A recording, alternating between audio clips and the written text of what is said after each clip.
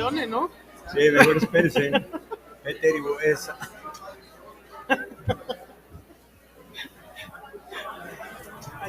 Antes, yo creo. Hola, muy buenos días.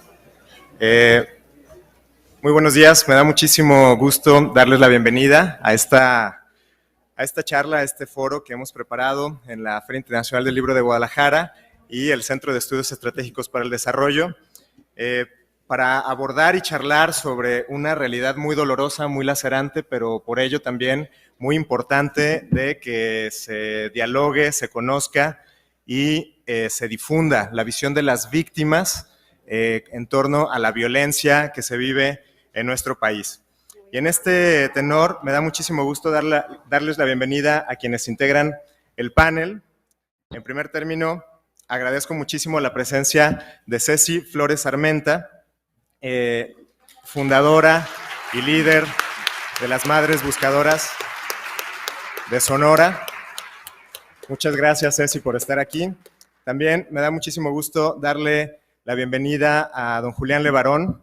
Él es constructor, hombre de familia, estudioso de la libertad, la economía y la paz. También me da muchísimo gusto darle la bienvenida al padre Javier Ávila, a quien cariñosamente le decimos Pato. Bienvenido, padre Ávila. Muchas gracias por estar aquí. Y también le doy la bienvenida y le agradezco mucho por su presencia a Santiago Aguirre Espinosa. Él es director del Centro de Derechos Humanos Miguel Agustín Pro Juárez, el Centro ProDH. Bienvenido, Santiago. Muchas gracias por estar aquí. Bien, pues el día de hoy, como ya lo mencionaba, tenemos una mesa, la verdad que muy interesante, que es muy importante escuchar la visión de las víctimas de la violencia en nuestro país. Sabemos que en México vivimos una realidad dolorosa, lastimosa y que todos los días se agrava, y es por eso que el Centro de Estudios Estratégicos para el Desarrollo, que me honró en dirigir, en conjunto con la FIL Guadalajara, hemos ofrecido este espacio como un foro en el que la voz de las personas que viven esta dolorosa realidad de primera mano se escuche, y se escuche muy fuerte, y se escuche de manera clara y libre. Así que vamos a tener en primer término una ronda de hasta 15 minutos por cada uno de nuestros participantes para que nos expongan su opinión acerca, pues, de lo que está sucediendo en nuestro país. Como sabemos, pues nuestros ponentes, nuestros invitados del día de hoy no necesitan mucha presentación porque lamentablemente conocemos su realidad. Ellas y ellos pues han sido noticia día a día. Hemos escuchado lo que les ha sucedido y cómo han enarbolado una lucha realmente ejemplar en este contexto tan doloroso, tan violento, tan peligroso en el que vivimos. Así que, en primer término, le daré el uso de la palabra a Ceci Flores Armenta. Ya la mencionaba, ella es fundadora de Madres Buscadores de Sonora. Ceci, el fenómeno de las desapariciones forzadas en México, un fenómeno doloroso que tú conoces muy bien porque te encuentras en la búsqueda desde el 2015, hace 7 años, en la búsqueda de un hijo y después de un segundo hijo. Tienes la búsqueda de 2 hijos que se encuentran en este momento desaparecidos. Al día de hoy, en México hay más de 108,000 personas desaparecidas y no localizadas. Es una realidad muy trágica. Ceci, ¿cómo vives esta situación? ¿Qué es lo que está pasando en este contexto de las desapariciones forzadas? Hola, buenas tardes. Muchísimas gracias a todas las personas que están aquí, en especial a mis compañeras, las Madres Buscadoras de Jalisco, presentes en esta lucha, como siempre, por todos nuestros desaparecidos. Pues yo soy una madre buscadora desde el 2015, no por gusto, es por necesidad. Ante la apatía e insensibilidad por parte de las autoridades, es que existimos estos colectivos de búsqueda en todo el país. Tengo 2 hijos desaparecidos. Alejandro Guadalupe desapareció el 30 de octubre del 2015 en Los Mochis, Sinaloa. Al momento, después de 7 años que tengo una lucha incansable por mi hijo, no he podido que las autoridades hagan algo en investigación y en búsqueda, por lo cual lo he tenido que hacer yo. Igual desaparecen en el 2019 2 de mis hijos. Tuve la valentía o la locura, como puede decir mucha gente, de meterme a la casa del cártel que se llevó a Marco Antonio y a Jesús Adrián en el 2019 y pude lograr que me entregaran a mi hijo menor con vida, ya que mi hijo no le debía nada a nadie del cártel. Se lo habían llevado porque estaba con mi hijo mayor, el cual pues se puede decir que era un delincuente para todas las autoridades, ¿no? Porque estaba trabajando mal. Yo siempre he dicho que busco un culpable y busco un inocente, pero los busco porque los amo, no porque me sienta culpable de que uno haya agarrado un mal camino y el otro, por ser inocente y estar en el lugar equivocado, haya sido desaparecido. Estoy aquí ante la necesidad de ser escuchada por todas las autoridades del país, que estamos recorriendo la búsqueda en apoyo a todas las madres que no tenemos el apoyo de las autoridades. Tenemos una vida destrozada, una familia que se fue con nuestros desaparecidos, porque yo les puedo decir que cuando yo perdí a mi primer hijo me dedicaba a ser feliz, tenía una vida cómodamente, había logrado tener todo lo que había deseado para mis hijos. Trabajé toda la vida, fui una madre soltera desde que nació mi primer hijo, que tiene 19 años ahorita, y que pude lograr recuperar con vida, gracias a Dios, y a la locura, como les digo, de meterme a la casa del cártel y pelear y luchar por mi hijo y exponer mi vida como lo sigo haciendo. Estoy aquí en este lugar ante ustedes para dar un testimonio de todas las madres que estamos aquí y que no estamos aquí, que aún a la distancia muchísimas por miedo no salen a buscar a su desaparecido, y que vean que solamente esto nos ha dado resultado, estar aquí luchando, buscándolos, alzando la voz por ellos.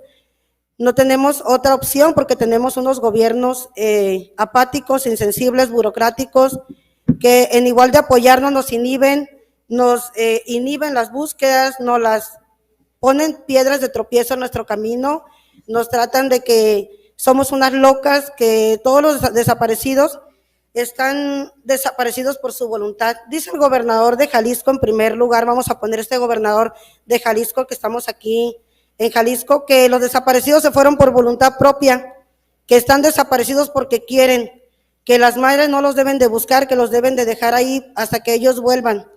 Estamos luchando contra este gobierno tan insensible y burocrático, que creo que en todo el país que yo he recorrido es el peor gobierno que me ha tocado conocer. Lamentablemente, cuando yo lo conocí, puso el mundo a mis pies en la búsqueda de desaparecidos, pero dándome la espalda empieza a pelear con nosotras, a inhibir las búsquedas, a quitarnos el apoyo de la Comisión de Búsqueda, de la Fiscalía. Hasta hemos ido unos días atrás en la última búsqueda aquí en Jalisco, tuvimos un altercado, no, a pesar de que yo traigo un botón de pánico, que estoy protegida por un mecanismo federal que tampoco cumple, que tampoco sirve, pues nos corretearon, estuvimos a punto de perder la vida, creemos, o de ser desaparecidas y ocupar una de esas fosas que hay en este estado. Tampoco no hizo nada por protegernos, tuvimos que salir como si fuéramos unas cobardes, huyendo, porque tenemos que proteger nuestra vida para seguir luchando por nuestros desaparecidos. Es muy lamentable que tengamos que estar batallando con toda esta insensibilidad, esta burocracia y tanta impunidad por parte del estado de Jalisco, que es donde más carencia por parte del gobierno tiene las madres buscadoras. Todas las familias que están aquí conmigo de Jalisco, y pueden ver esas lonas de todos nuestros desaparecidos, que no es ni la mínima parte de lo que de verdad hay aquí en Jalisco de desaparecidos.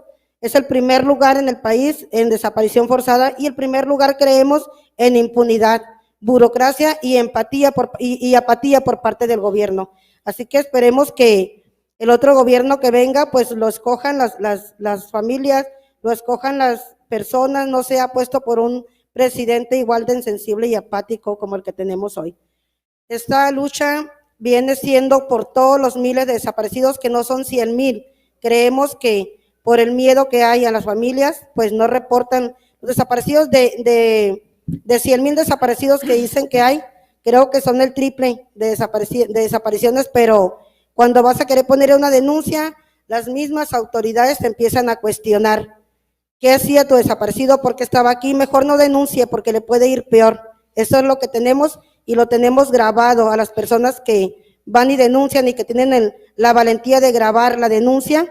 Pues podemos escuchar cuando las mismas autoridades le dicen, mejor ni denuncie, tiene más hijos, le puede ir peor. Entonces, el miedo que tenemos, porque yo también tengo miedo, ¿no? El miedo que tenemos a las mismas autoridades es lo que nos hace no buscar, no denunciar y dejar en el olvido a nuestros desaparecidos.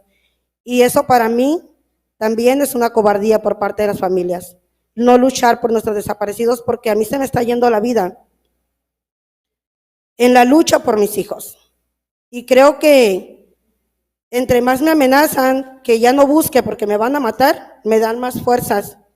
Entre más me amenazan y me dicen, oye, te van a matar, pagan 50,000 pesos por tu cabeza, y le digo, pues qué cobardes, porque valgo más, estoy haciendo su trabajo, porque si sabemos que si estamos amenazados por alguien, es por parte del gobierno, porque todos los atentados que yo he tenido, estoy plenamente segura que es por parte del Estado. No hemos tenido problemas con los cárteles, porque creo que no son tan ruines ni cobardes para amenazar a las mujeres. Si le debes algo o te estorba, te matan, te buscan donde están, porque estoy viviendo la muerte de 5 madres buscadoras. Estoy aquí desplazada del estado, de mi estado, desplazada de mi hogar, de mi casa, de mi familia, desplazada de la lucha de estar buscando a mis hijos todos los días como lo hacía. Tengo que estar alejada de todo esto por un gobierno insensible, porque estoy desplazada, el mecanismo me extrae, me da en un refugio que he sufrido atentados constantemente, aún estando protegida por el gobierno, en los refugios que me ponen, o me forzan las puertas estando yo adentro para entrar, o me queman las puertas. Creo que una cámara de seguridad les cuesta mucho dinero porque no la ponen, unos escoltan, les cuesta mucho dinero porque no los dan, y tengo que estar sufriendo la ausencia por parte de mis hijos y la ausencia por parte de las autoridades, y sufrir todos los días que me estén llamando para amenazarme para que deje de buscar, lo cual no voy a hacer, y lo he dicho 1001 vez. No tengo miedo a morir porque muerta vivo. Desde que perdí a mi primer hijo, para mí fue la muerte. No me importó nada que no fuera a salir a buscar a mi hijo. Yo vivo muerta en vida, pero vivo luchando, vivo alzando la voz, vivo caminando por todos los montes del país, y con todo lo que estamos viviendo, la verdad, lo he dicho en las redes, prefiero vivir en los campos sola, en la búsqueda de mis desaparecidos, porque ahí me siento segura, porque traigo seguridad conmigo, porque estando en mi casa siento que puede llegar alguien y me puede matar, y puede matar a mis hijos y a mis nietos y a la gente que está conmigo, que me rodea. Y ese es mi peor temor, no morir porque estoy muerta en vida, pero el que hagan daño a mis hijos que son inocentes, a mis nietos que son inocentes, por solamente el pecado de estar luchando por mis desaparecidos. Porque esta es una lucha constante de todas las maneras. Luchar por vivir en el campo, por sobrevivir en el campo, expuesta a los piquetes de los animales, expuesta a no tener alimento, bebidas hidratantes. He pensado en muchas ocasiones que ahí voy a quedar en ese campo. Y no es el miedo a morir, sino el dejar de buscar a los miles de desaparecidos, en primer lugar, por los que estoy aquí, por mis hijos. Que mis hijos decían, eres una madre que eres 4x4, no te rindes. Y no quiero que mis hijos vean a una 4x4 derrotada. Quiero que ellos, donde estén, sepan que no me rindo, que no voy a dejar de luchar por ellos, que no voy a dejar de alzar la voz por ellos, que los amo más que a mi propia vida, que voy a estar aquí. Creo que si me llegan a matar por estar buscando a mis hijos, desde donde esté voy a seguir luchando por ellos. No me voy a cansar y no me voy a rendir, y esta lucha es por los miles de desaparecidos, y la fuerza que tengo para seguir luchando. Como mucha gente me pregunta, ¿de dónde agarras fuerzas? Del amor por mis hijos, porque ellos, buenos o malos, culpables, inocentes, tienen el derecho de ser buscados, y yo, como su madre, voy a seguir ejerciendo su derecho hasta el final y hasta encontrarles. Muchas gracias. Gracias, Ceci. Gracias.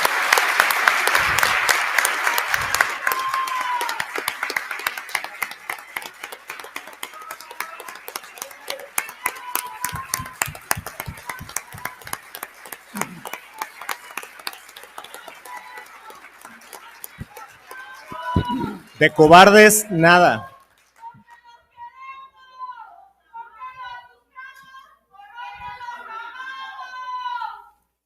Nuestros respetos a ti, Ceci, y a todas las familias que se encuentran en la búsqueda de sus desaparecidos. Qué realidad tan dolorosa. Y de cobardes nada, Ceci, de cobardes nada. Al contrario, la valentía es lo que les caracteriza, nuestra solidaridad, nuestro apoyo.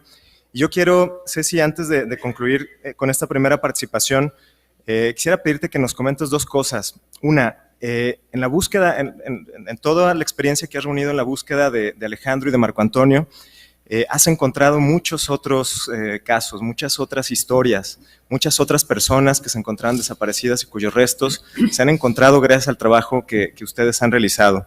Y con ello, la segunda es que han logrado reunir tú y las madres buscadoras de Sonora, pues mucha más experiencia que la que los propios gobiernos tienen. Hace unos momentos, tras bambalinas, me comentabas que incluso los gobiernos acuden ante ustedes a pedirles asesoría. ¿Cómo es esto, Ceci? ¿Cómo es esto posible? Cuéntanos un poquito de esto, por favor. Se me olvidaba comentarles algo muy importante. En la búsqueda de mis desaparecidos, hemos logrado localizar mis compañeras y yo más de 1,500 personas localizadas en vida y 1,320 personas localizadas en estado de indigencia, que estaban por todo el país. Algunas fueron en busca del sueño americano a la frontera, lamentablemente no lo pudieron cumplir, lo sacaron y por la vergüenza o por no tener los recursos suficientes para volver a casa, pues se quedaron vagando en las fronteras de Baja California y Sonora.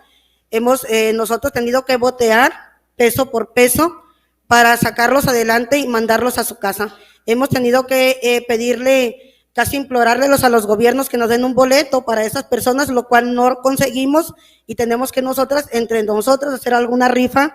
Yo vendo Mary Kay, vendo ropa con mis mismas compañeras porque no tengo un lugar fijo donde vivir. Con mis mismas compañeras hacemos rifas o vendo ropa, Mary Kay, lo que sea, para sacar adelante a esos indigentes y mandarlos a casa. Tenemos testimonios de personas que tenían 35 años desaparecidos y para nosotros eso nos da esperanza. Para mí, cada vez que encuentro una persona en estado de indigencia y que vuelve a casa, es una esperanza de que mi hijo puede volver, que mis hijos pueden volver a pesar de 7 años y de 4 años, tengo la esperanza que ellos vuelvan. También eso que me estás comentando, que las autoridades, cuando hacemos un hallazgo, que me dicen, oye, ¿sí qué hacemos? Y le digo, oye, pues, ¿qué me preguntas a mí? Si yo estoy aquí por necesidad, no tengo estudio, soy una inculta, a lo mejor una ignorante, como tú me puedes decir, pero yo no sé qué puede proceder después de que encuentras un cuerpo solamente en cenizas y que solamente hay unos pequeños fragmentos. Y me dice, ¿aquí qué hacemos? Y le digo, pues pregúntale a tus superiores qué puedes hacer. Nosotros queremos que levantes las cenizas y los restos que queden aquí y los lleves a un lugar digno, que no se queden en este basurón. Entonces es muy lamentable que nosotros, aún sin preparación, sin experiencia, porque no estudiamos para ser madres buscadoras, tengamos que apoyar a las autoridades para que hagan su trabajo, para que hagan lo que le corresponde hacer, porque creo que ellos están en el lugar que están porque lo lucharon por él, estudiaron, se prepararon y pidieron la postulación ante miles de personas para estar en ese lugar. Nosotras no, estamos por necesidad. Claro. Muchas gracias, Ceci, por tu testimonio y por tus comentarios. Y me gustaría entonces ahora darle la palabra a Julián Levarón. Bueno, Julián, usted lleva una lucha de más de una década, ha sido su familia, ha sido pues completamente perseguida por la violencia, por el crimen desde 2009, en que su hermano Benjamín sufrió un atentado lamentable y su cuñado Luis Carlos, y posteriormente, hace ya 3 años, el 4 de noviembre de 2019, todos conocimos la historia en la que 9 integrantes de su familia, entre ellas y ellos 6 menores de edad, lamentablemente perdieron la vida, y ha sido un caso que realmente conmovió a todo el país e incluso más allá de nuestras fronteras. Y a partir de eso, don Julián, usted se ha convertido en un gran activista, usted ha expresado públicamente pues realmente propuestas muy radicales en cuanto que cuestionan la esencia misma del Estado, porque pues es inconcebible que un Estado democrático de derecho se encuentre en la realidad en la que estamos. ¿Qué nos puede decir sobre eso, don Julián? Pues primero que nada, les agradezco para mí es un halago estar aquí en Jalisco y poder platicar con ustedes. Yo me casé con una tapatía, tengo 3 niñas hermosas y tengo 18 hijos. Yo no creo que nuestra familia ha sido más atacada que otras familias, sino que somos una familia inmensa. Y bueno, también a través de los años he cultivado un profundo amor por los libros, entonces esta ocasión pues es muy conmovedora, ¿no? Yo creo que el invento de la imprenta en ese sentido nos ha dado un universo de conocimiento y de tecnología, y nos ha dado la libertad intelectual y espiritual que es tan importante para la paz. Y pues nomás quisiera decir que cuando me dicen activista, pues un poco ni lo entiendo, ¿no? Porque pues cuando tienes 18 hijos tienes que trabajar mucho y yo creo que la vida nos puso en este camino, ¿no? En el 2009, yo vengo de la desaparición de mi cuñado, Alfredo Apodaca. Lo mataron los narcos porque uno de ellos le gustaba a su novia de 17 años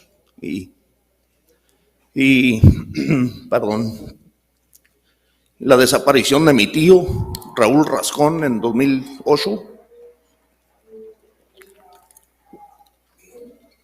a mi hermano Eric lo secuestraron en mayo de 2009, y nuestra comunidad nos reunimos para decidir cómo vamos a reaccionar a este asunto, y decidimos que nadie puede pagar por la vida, que la primera responsabilidad que tenemos como hombres y como comunidad es ser fuertes, porque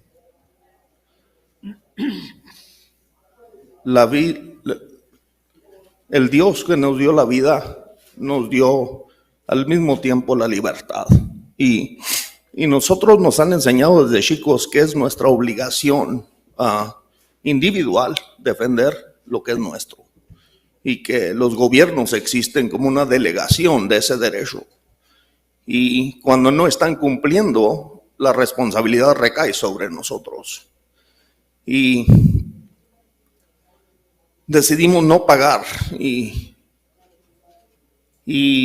primero discutimos y nos levantamos en armas y vamos detrás de estos malandros que todos saben dónde hay uno, y uno en uno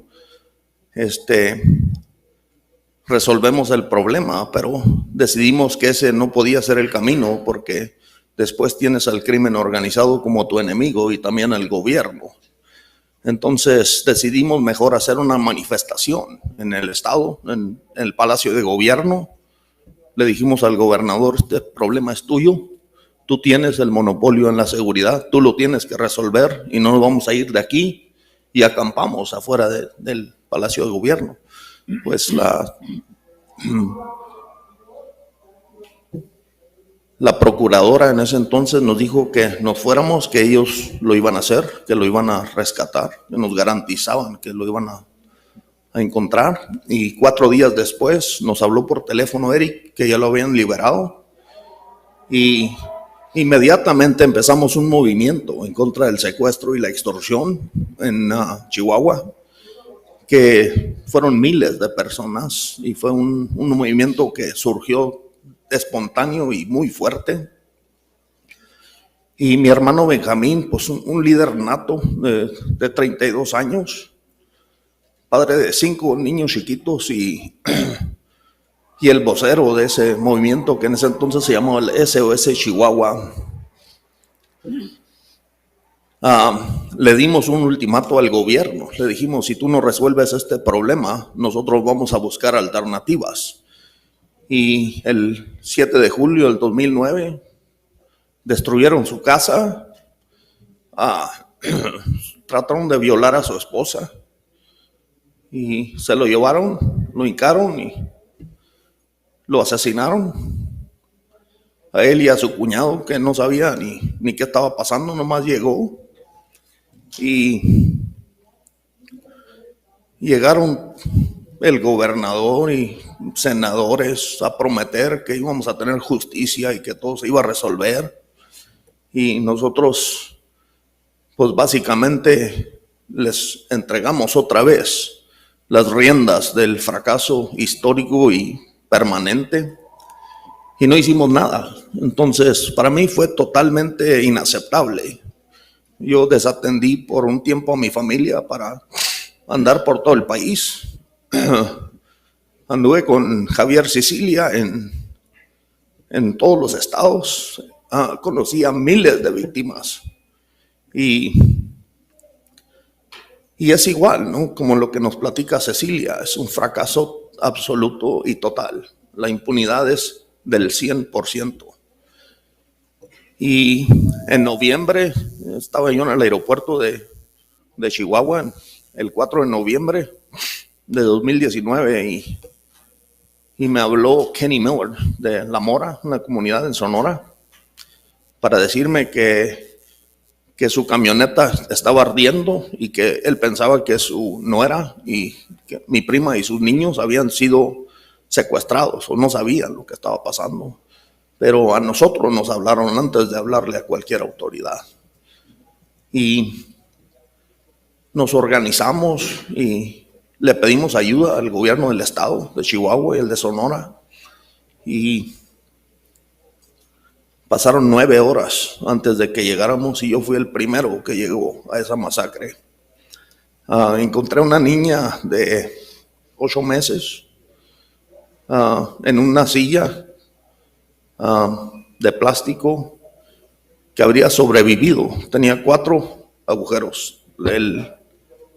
La silla, su mamá le habían disparado en el corazón a Cristina, una madre de 6 hijos, y mi prima Donna, que es de mi edad, tenía 13 hijos y la asesinaron a ella y a 2 de sus niños chiquitos y otros 4 o 5, todos baleados. Y a Ronita, más abajo, la asesinaron y le echaron gasolina y los quemaron a ella y a sus hijos. Una madre de 7 hijos con niños de pecho, gemelos. La fiscalía nos dice que les dispararon más de 3,500 veces a esas mujeres. Y hasta la fecha no hay una sola persona sentenciada por esa masacre. Y realmente si estoy aquí es porque yo entiendo que no podemos pedirle a ustedes y no podemos pedirle a nadie que haga por nosotros, que nos ayuden, lo que nosotros no estamos dispuestos a hacer también por todos. Y con la unidad nomás de los asesinados en este sexenio, tenemos suficientes personas como para poner de rodillas a cualquier autoridad en nuestro país. Los que tienen el monopolio en la seguridad en nuestro estado le pagan a personas, los arman de manera legal y los entrenan. Y los policías en el noroeste de Chihuahua es la gente más peligrosa que hay en el estado. Son los que desaparecen gente, son los manos y los brazos de organizaciones criminales a las que nosotros les permitimos tener el monopolio en la seguridad.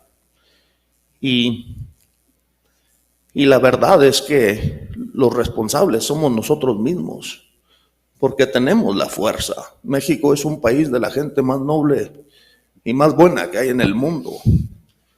Y creo que estamos en un viacrucis en el que tenemos que decidir, porque así como se hartó el pueblo francés y terminó quitándole la cabeza a sus líderes, a la gente que tenía poder en su país, están orillando a nuestro país. Y si nosotros no nos organizamos para detener el crimen y la violencia, vamos a terminar en la anarquía. Necesitamos un gobierno fuerte, pero ese gobierno tiene que servir a la comunidad. Tenemos un poder judicial que para fines prácticos es totalmente inútil. La impunidad para el asesinato en nuestro país es casi del 100%. Y con esos resultados, va a ser mucho más difícil superar la situación. Pero al último, pues los que tienen los derechos somos nosotros mismos. Nosotros tenemos el derecho a la vida. Cuando hacemos el juramento a la bandera, juramos ser siempre fieles a los principios de libertad y de justicia. Y realmente no hemos asumido esa responsabilidad, ni la que nos identifica en nuestro himno nacional, ni en el juramento a nuestra bandera. Y la verdad es que yo creo que buscar soluciones políticas a este problema es abdicar a nuestra responsabilidad, es vivir siempre en el temor. Y el miedo de tener miedo es la apatía. La apatía es, nos entumecemos a la realidad, pretendemos que estamos en el mundo de la fantasía y luego se llevan a nuestros hijos y todos los demás siguen en ese mismo rollo. Y pues la verdad es que digo yo, me avisaron hace una semana que voy a tener nietos gemelos. Entonces, pues yo siento esta enorme responsabilidad, no solamente por mi familia, que derramó la sangre por defender al prójimo y a los principios correctos, sino que pues amo a México. Y realmente, perdón que soy bien chillón, siempre he sido, y batallo.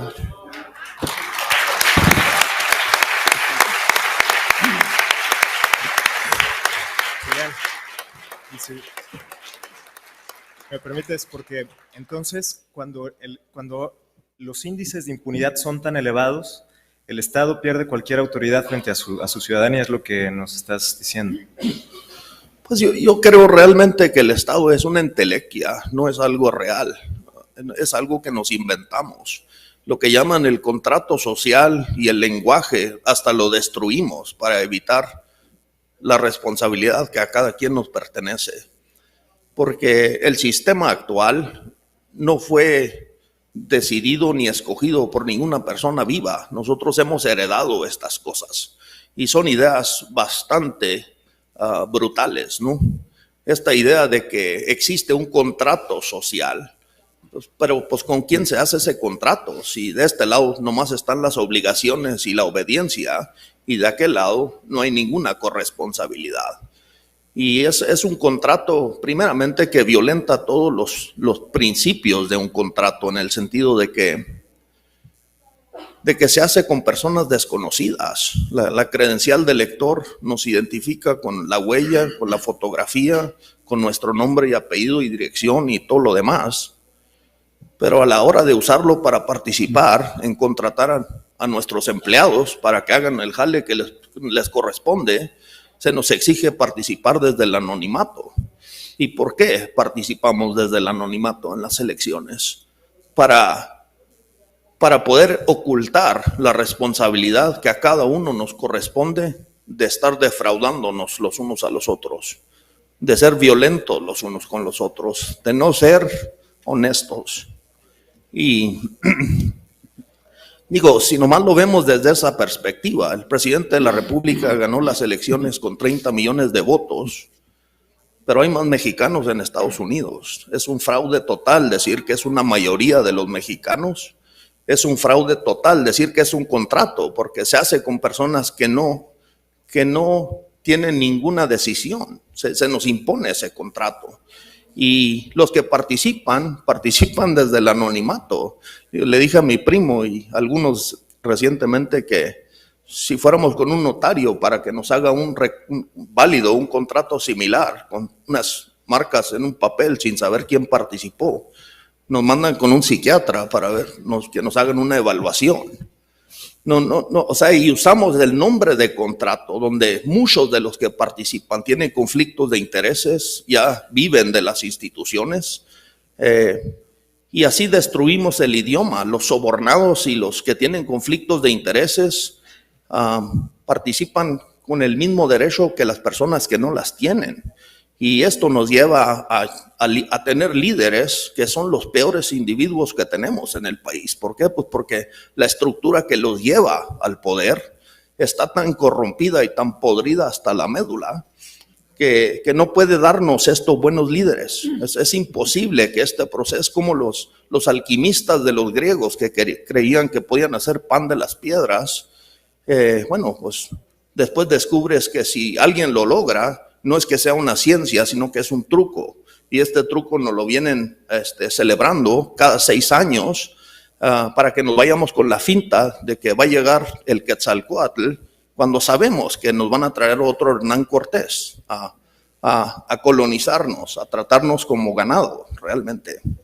Entonces, pues yo creo que la libertad es de cada quien, y la primera responsabilidad ante la vida y ante Dios es ser fuertes, porque la vida no perdona ni la cobardía y mucho menos, ni la debilidad y mucho menos la cobardía. Y bueno, pues ya me pasé de tiempo, entonces. No importa, muchas gracias, Julián.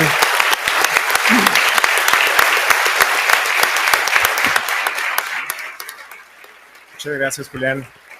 Yo le agradezco muchísimo a usted y a todos quienes forman parte de esta mesa la generosidad de su testimonio, de sus opiniones, que nos compartan pues aquí en esta ocasión en la FIL. Y bueno, es momento de darle la palabra al padre Javier Ávila Aguirre. Padre Javier Ávila, cariñosamente conocido por tus amigos y quienes te admiramos mucho como el Pato Ávila. Todos fuimos muy conmovidos el 20 de junio de 2022 cuando en Cerocahui, Chihuahua, pues se dio un acontecimiento de lo más grave que tocó las fibras de todo el país, y a partir de ese momento la Compañía de Jesús ha tenido en usted una voz muy fuerte, muy vigorosa, que ha puesto pues el dedo sobre el renglón de la violencia en México y cómo está afectando a las personas y cómo se está deshumanizando la política. Los abrazos ya no nos alcanzan para cubrir tantos balazos, nos dijo usted, padre Javier Ávila. Desde la óptica de la Compañía de Jesús, ¿cómo ven ustedes este fenómeno? ¿Qué opina usted sobre lo que está pasando en el país, que es tan doloroso, tan grave y que no pareciera que tiene una solución al menos sencilla o evidente? Muchas gracias. Buenas tardes. Pareciera que la tónica va en ascenso y en ascenso, pero no. La tónica es la misma. Las palabras de Ceci, la participación de Julián, nos dejan en la altura, con un dolor muy profundo, muy profundo. Yo agradezco mucho que estén aquí, porque veo caras que tienen interés en saber qué pasa, pero no se quedan con la cara nada más de interrogantes. Quiero ver caras en que también quieran actuar. Les agradezco mucho porque nos permiten compartir un dolor, pero también compartir una esperanza. Yo estoy convencido de que compartir un dolor es dividirlo, y compartir una alegría y una esperanza es multiplicarla. Imagínense qué lindo que la esperanza que traemos nosotros 4, de pronto y de la noche a la mañana y un momento, se multiplica en 200 esperanzas. Hay futuro en este presente tan lamentable. La historia es muy larga, no es de hoy ni es de ayer, es de hace mucho tiempo. La presencia del narcotráfico, voy a hablar de Tarahumara, mi casa. La presencia del narcotráfico es de muchos años. Cuando yo llegué a Tarahumara hace cerca de 50 años, ya existían los grandes grupos del narcotráfico. Existía ese famoso Triángulo Dorado, del que ustedes han oído hablar sin duda. Una región del suroeste de la Tarahumara, en donde colindan 3 estados, Chihuahua, Durango y Sinaloa. Ahí se producía la mejor marihuana, quizá de muchas partes del mundo. Esa marihuana. Había operativos. Las autoridades les llamaban operativos para erradicar. Yo siempre les he llamado operativos para controlar, porque la marihuana de ahí salía hacia el Golfo Pérsico. En aquella famosa guerra del Golfo Pérsico, Iba al ejército norteamericano. Entonces no era para erradicar, sino era para controlar. Había una cierta paz, una relativa paz compartida, porque todo eso, ese tema, y les digo, ese triángulo dorado famoso, era conocido, pero disimulado, por supuesto. Era muy disimulado. Había una relativa paz, un respeto mutuo, la situación no estaba tan grave. A mí me tocaba, por el puesto que ocupaba yo dentro de la iglesia, me tocaba recorrer toda la Sierra Tarahumara para ir visitando las comunidades desde el norte hasta el sur. Y cuando iba al sur, cerca del Triángulo Dorado, era muy notable ver las camionetas, rines anchos, 4x4, llanta ancha, rines de magnesio, roll bar, focos grandes, un sujeto al volante con una buena tejana. Cuando se bajaba desvía uno las botas de primera y todo el mundo lo saludaba. ¿Qué tal, Pedro? ¿Qué tal? ¿Cómo le va? ¿Cómo ha estado, Pedrito? Muy bien, señora. ¿Y usted? Todo el mundo sabía quién era, pero entre comillas nadie lo conocía. Recuerdo un comercial del Alka-Seltzer que decía: nadie sabe cómo cura y todos saben que cura. En aquel tiempo nadie sabía quién eran los grandes cabezas del narcotráfico y todo el mundo los conocíamos. Desde aquel momento ya existía, les digo, pero era una paz relativa. Había un respeto mutuo. No había ninguna agresiones tan violentas como las de ahora. De pronto comienza a aparecer un grupo de jóvenes armados, ahí en el Krill, donde un servidor vive. Me decían a mí con frecuencia: oye, ¿ya te encontraste por ahí algún retén con jovencitos armados? No, pues el otro día me pararon y les dije que qué pasaba, que qué traían, y me dijeron: somos de la línea y estamos aquí para cuidarlos. ¿Qué era la línea? ¿Quién sabe? ¿De parte de quién venían? ¿Quién sabe? Algunos ingenuamente pensábamos que era gente que mandaba la fiscalía para efectivamente lograr la paz en aquella región. Poco a poco fuimos descubriendo que era aquello de la línea. Seguramente muchos de ustedes están enterados de aquella nefasta masacre del 16 de agosto del 2008, hace 14 años. La primera masacre de los últimos tiempos en el país. Una masacre en donde acabaron con la vida de 12 jóvenes y un bebé de 1 año 4 meses. Yo me encontraba celebrando una Eucaristía cuando al final escuché ruidos, mucho ruido, camionetas que tallaban las llantas, gritaba la gente. Terminé muy nervioso, salí a ver qué sucedía. Y fue cuando me dijeron: hubo 2 muertos en tal parte. No sabía qué pasaba. En la plaza del pueblo volteo y veo a uno conocido por mí con un arma larga que inmediatamente le esconde detrás de la pierna. Cuando me vio, me dijeron en dónde estaba el evento, tomé la camioneta y me fui para allá, dentro del pueblo de Krill.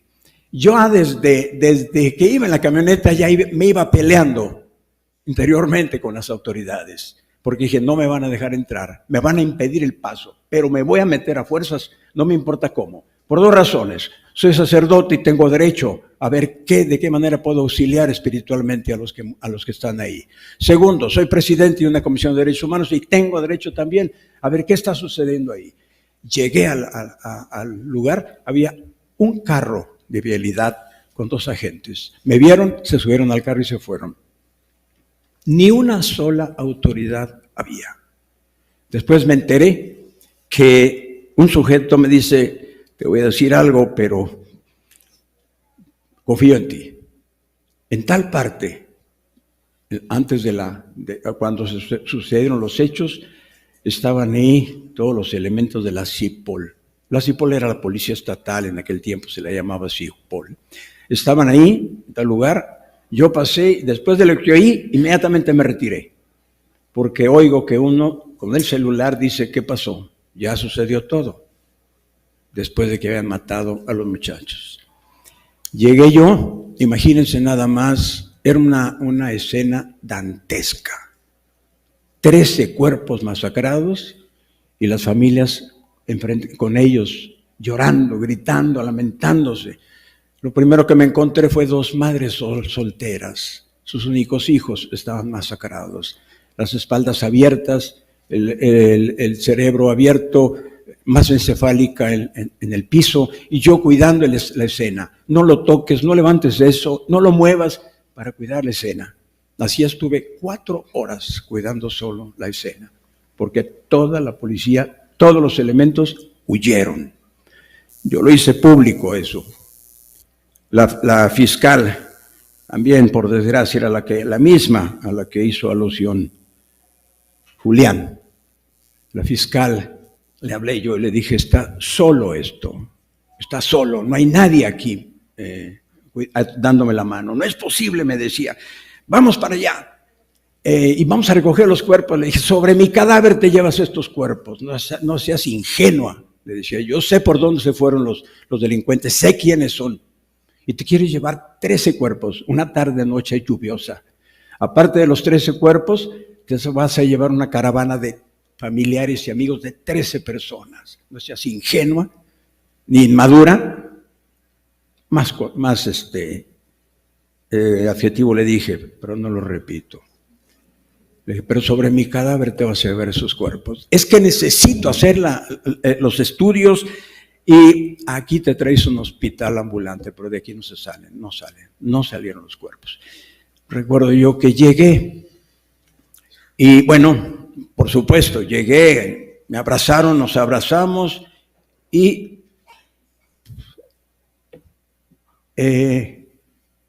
fue muy duro porque me rompí junto con toda la gente. De repente dije, a ver, alguien tiene que controlar esto, me retiré, tomé aire, me tranquilicé y volví otra vez con las familias. Llegué, estaba un maestro con su bebé en los brazos. Parece ser por la escena que cuando llegan a masacrarlos, el maestro dio la espalda para proteger a su bebé, porque cayó de boca, el bebé quedó en el hombro del maestro, me lo encuentro al bebé con 2 lágrimas, los ojos abiertos y un balazo en el centro de la frente. Le limpié las lágrimas, le cerré los ojos y empecé a ver cuerpo por cuerpo. Impresionante, impresionante. Y ya supondrán o imaginarán ustedes, aquí hay madres, cuando vieron a sus hijos completamente desbaratados. Terminamos, brevemente recuerdo que alguien me dijo, Pato, ahí sigues. Me hablaron al celular, sí, aquí estoy. Vete inmediatamente. ¿Qué? Vete. ¿Cómo me voy a ir? Vete, me dice, porque ahí van los sicarios otra vez a terminar con la gente que quedó viva. ¿Cómo me voy a ir? ¿Qué hice? Me retiré, dije, ya sé, me voy a ir a la orilla de la calle. Estaba retirado de la calle como unos 50 metros en donde cayeron todos, y a ser yo el primero que caiga, para que al matarme a mí, toda la gente se dé cuenta y corra, huya. Afortunadamente, fueron muchas, pasaban camionetas.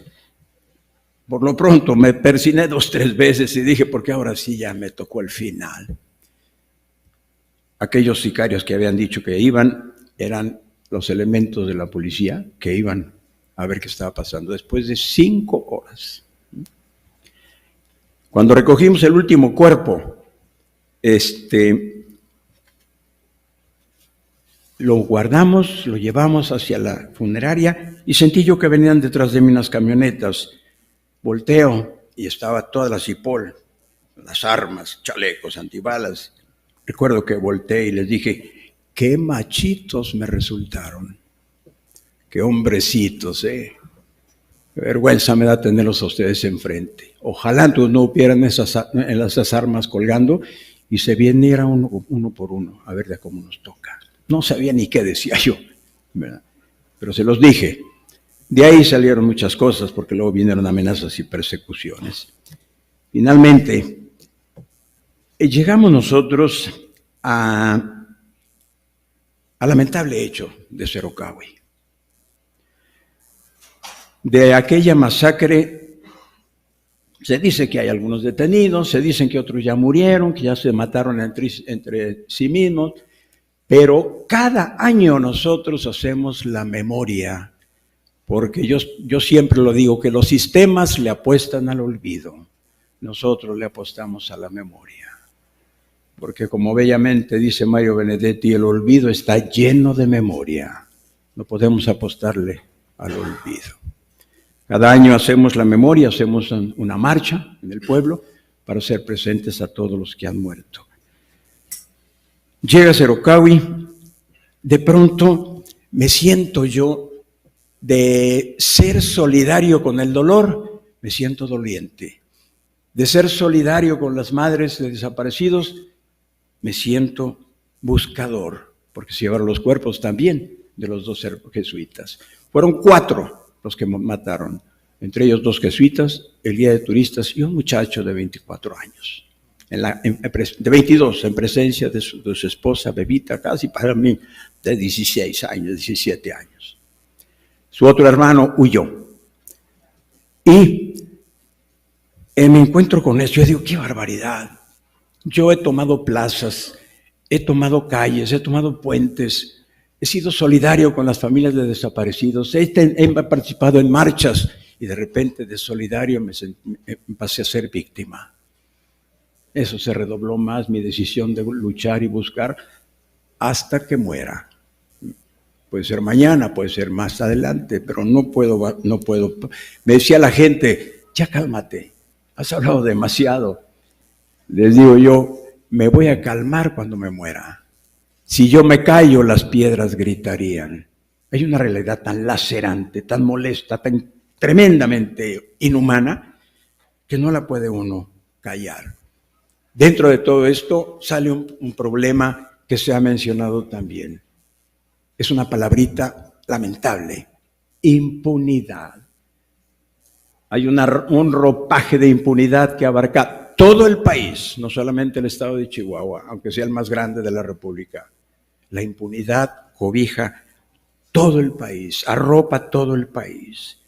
No hay una decisión política de autoridades estatales ni federales para desarticular el cáncer que han dejado crecer. Me atreví yo a decir en público, revisen, por favor, el plan de seguridad porque no está funcionando. La respuesta fue de que era un cínico y desvergonzado. Una opinión que me generó más lástima y risa que coraje. Creo yo que, ¿qué pasó aquí? Murieron 4, han muerto miles. Se desaparecieron 2 padres, murieron 2 padres, han muerto cientos.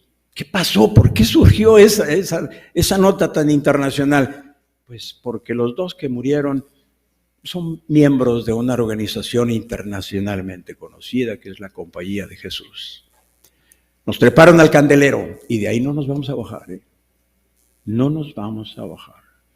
Tenemos que mantener viva la memoria.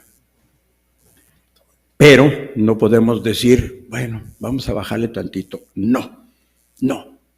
Uno es anatematizado. Y decían, ¿por qué no habían gritado antes? Pues yo recordé la historia en una de las entrevistas. Yo tenía 2 años de haber llegado a Tarahumara cuando mataron a 2 de mis amigos, un rarámuri y otro mestizo, el ejército por la espalda.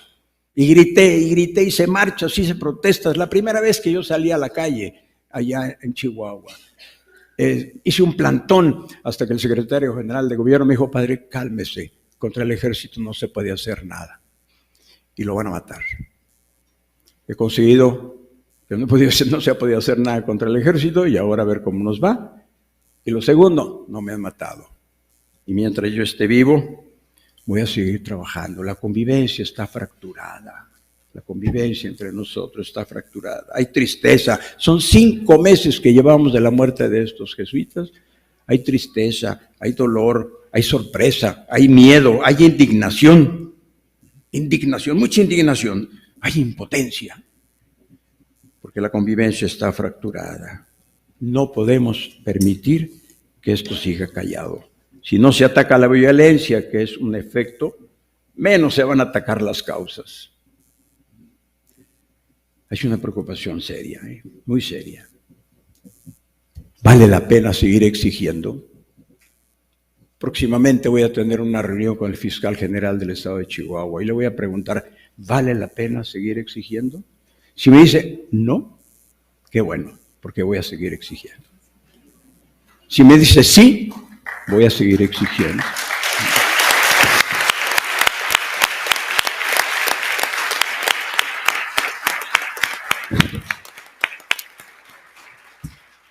Muchas gracias. Gracias, padre Javier Ávila. Si yo me callo, las piedras gritarían, nos dice Javier Ávila. Muchas gracias por su testimonio. Y me disculpo porque no mencioné algo importantísimo, que el padre Javier Ávila es además miembro fundador y presidente de la Comisión de Solidaridad y Defensa de los Derechos Humanos, ACE, que es una de las primeras comisiones de derechos humanos que existen a nivel nacional, y también eso hay que agradecérselo. Y este comentario también me da pie para ahora darle la palabra a Santiago Aguirre Espinosa, quien le agradezco mucho, Santiago, que estés aquí con nosotros. Él es director de una institución realmente emblemática de nuestro país en materia de defensa de derechos humanos, el Centro Miguel Agustín Pro Juárez. Santiago Aguirre Espinosa es licenciado en Derecho y licenciado en Estudios Humanísticos por la Universidad de Monterrey y además es maestro en Derechos Humanos y Democracia por la Facultad Latinoamericana de Ciencias Sociales. Tiene una amplísima experiencia en materia de defensa de los derechos humanos. No me extiendo demasiado en esto, pero sí quiero decir que el centro que Santiago dirige, el Centro Pro DH, que bueno, es muy reconocido y la verdad es que en lo personal admiro muchísimo su trabajo, Santiago, pues defiende causas de lo más justas y que son realmente emblemáticas, causas como la de Ayotzinapa, Pasta de Conchos, las mujeres de Atenco, la guardería ABC, el caso de Tlatlaya, campesinos ecologistas, en fin, el caso de Jacinta tan emblemático, y tantos otros casos que el Centro Pro ha llevado a los tribunales y a las diferentes instancias para defender los derechos humanos y procurar justicia en un país en donde cada vez pues es un bien más escaso. Así que nos complace muchísimo, Santiago, contar contigo para que nos platiques también tu experiencia desde el Centro Pro, ¿cuál es el panorama en este momento en cuanto a la defensa de las víctimas de la violencia en nuestro país?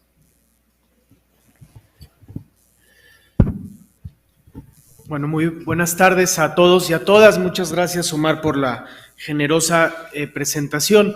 Como Omar lo dice, yo vengo como parte de un centro de derechos humanos, entonces mi palabra se enuncia desde otro lugar y por tanto quisiera empezar tributando a Julián, a Ceci y a Javier, porque ellos nos comparten su palabra desde otro lado, ¿verdad?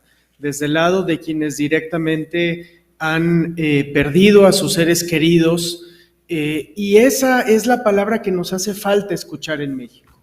Entonces, antes de comenzar mi intervención, les quisiera invitar a abrir un momentito de silencio para terminar de dejar que la palabra profunda que nos han compartido hoy Ceci, Julián y Javier termine de asentarse en nuestros corazones. Les quiero proponer que pensemos en lo que nos ha compartido Ceci, quienes tenemos hijas o hijos, y pongamos el rostro de nuestros hijos e hijas y pensemos en lo que es buscarles en los campos con pico y pala.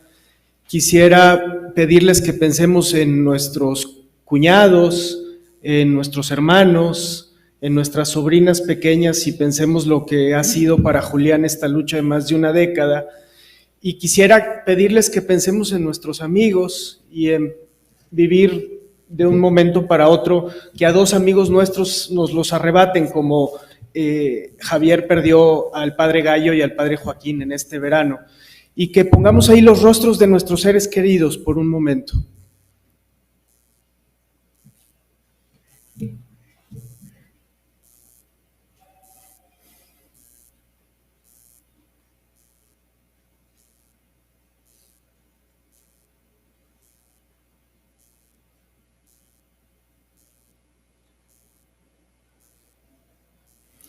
Estos rostros concretos, estas vidas truncadas, estas existencias adoloridas, es a lo que en México nos hemos acostumbrado desde hace 3 lustros a llamar la violencia, a contabilizar en números, quitando nombres y quitando historias. Y si no empezamos por hacer este ejercicio de condolernos con lo que está ocurriendo, no vamos a entender nada de lo roto que está nuestro país por la violencia. El ejercicio de empatía, de ponernos en el lugar de quienes han perdido por la violencia a sus seres queridos, es el ejercicio primigenio que tenemos que hacer para hablar de lo que está ocurriendo en el país. Si empezamos con los análisis de las políticas, o peor aún, si dejamos que las vivencias de dolor se usen por los políticos como armas arrojadizas para seguir ganando elecciones, no vamos a terminar de entender lo que implica vivir en un país con más de 100,000 personas desaparecidas, con más de 30,000 homicidios al año, con 5 madres buscadoras asesinadas en lo que va de 2022. Partamos, por favor, por tanto, de condolernos y tratemos entonces de conversar, y a eso dedicaré mi palabra en esta breve intervención, y procuraré que sea breve para más bien seguir escuchando a Ceci, a Julián y a Javier, para preguntarnos cómo llegamos aquí, cómo vamos en el presente y si hay esperanza para adelante. ¿Cómo llegamos aquí? Creo que hoy todos más o menos lo tenemos claro. En el sexenio 2006-2012 se tomó una decisión irresponsable de iniciar una guerra frontal con un Estado en el que la línea divisoria entre la delincuencia organizada y las autoridades públicas se había vuelto borrosa. No había manera de ganar esa guerra porque no era una guerra con bandos claramente definidos. Teníamos ya instituciones de Estado tomadas. En el sexenio 2012-2018, un sexenio de frivolidad y de corrupción, se siguió por la misma ruta. Acabamos ese sexenio con un intento de aprobar una ley de seguridad interior para profundizar la lógica de guerra. Así llegamos a este sexenio 2018-2024 con grandes expectativas de ver cambio, y lo que muestran las principales cifras es que la violencia en México no está disminuyendo. Hay una contención en niveles muy altos de los índices de homicidio. En México veníamos de un largo proceso civilizatorio hasta antes de 2008, donde venía descendiendo la violencia homicida. Estábamos en índices más o menos en 8 homicidios por 100,000 habitantes. De ese momento al presente, nuestra cifra se triplicó, ¿sí? Hoy son alrededor de 24, 25 homicidios por 100,000 habitantes. Imagínense lo que es vivir en un país que triplicó el número de homicidios en 15 años.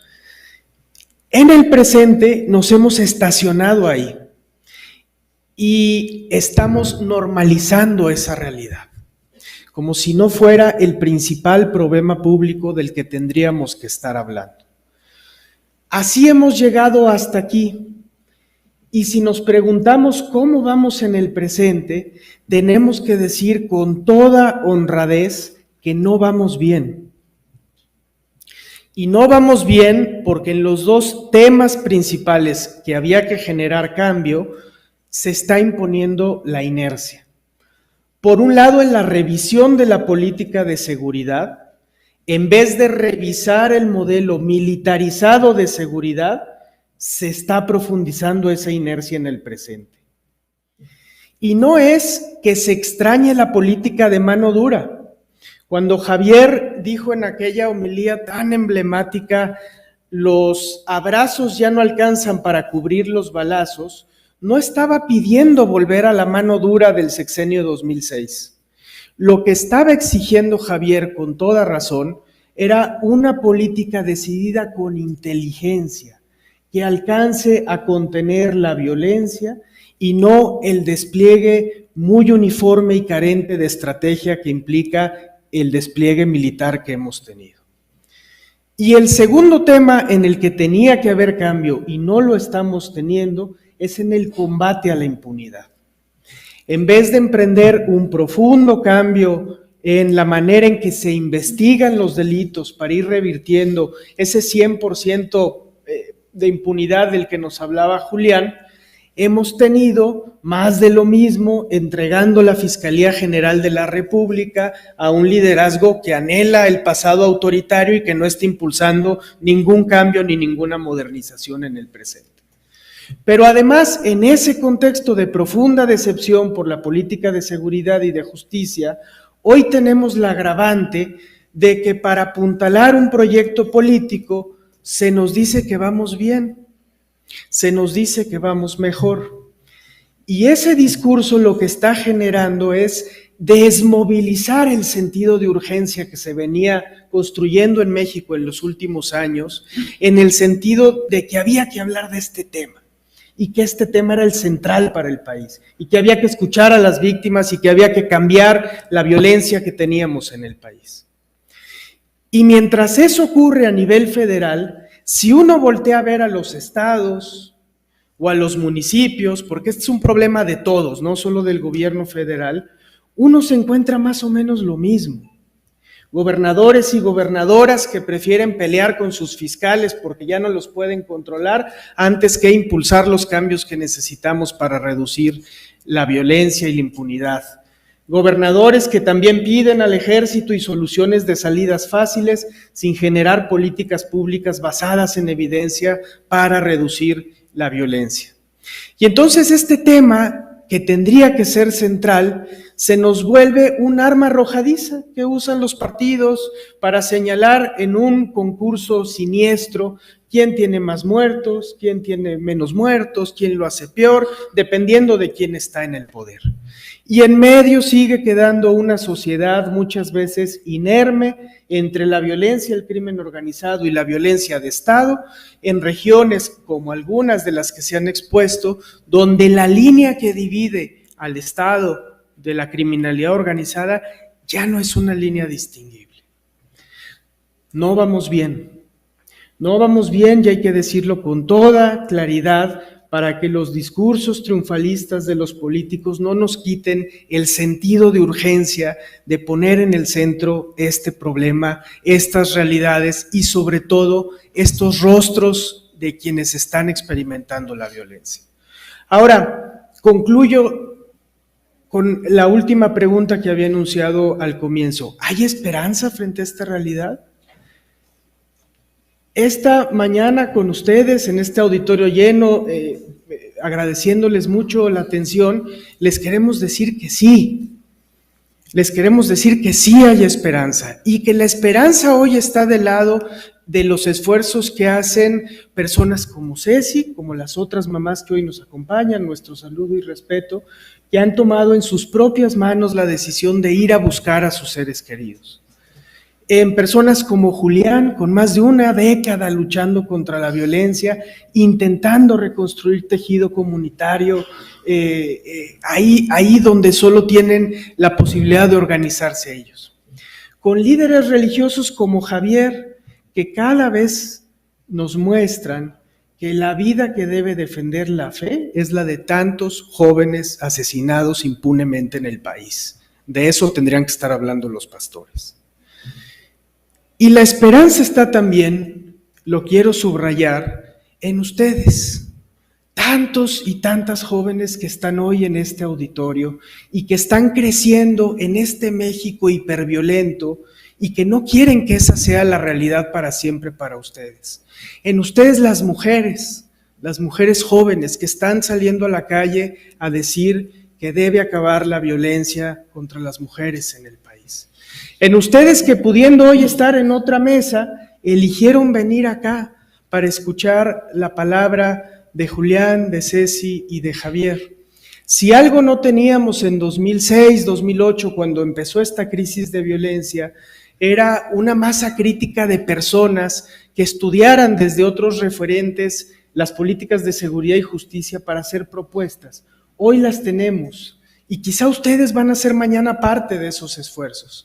Ahí es donde hoy está la esperanza, en quienes están dispuestos a no normalizar la violencia en el país, a decir que no es normal que un día los noticieros nos cuenten que en Zacatecas encontraron un perro que iba deambulando con una cabeza humana.